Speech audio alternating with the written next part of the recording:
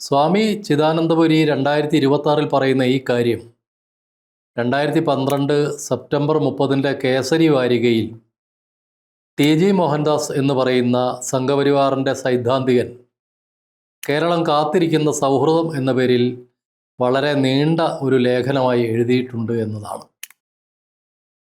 സംഘപരിവാറിൻ്റെ സൈദ്ധാന്തികനാണെങ്കിലും കേസരി വാരികയിലാണ് ലേഖനം എഴുതിയതെങ്കിലും ടി.ജി. മോഹൻദാസിനെതിരെ സംഘം അന്ന് നടപടിയെടുത്തു.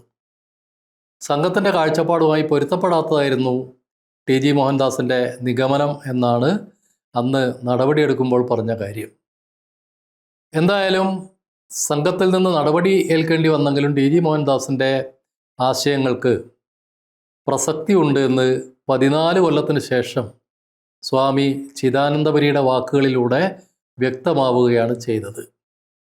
ടി.ജി. മോഹൻദാസ് അന്ന് വളരെ കൃത്യമായി പറഞ്ഞത് ഹിന്ദുക്കൾക്ക് ഏറ്റവും അധികം പ്രാതിനിധ്യമുള്ള CPIM-ഉം ഹിന്ദുക്കളുടെ പാർട്ടിയായ BJP-യും തമ്മിലാണ് സ്വാഭാവികമായി കേരളത്തിൽ ഒരു സഖ്യമുണ്ടാവേണ്ടത്.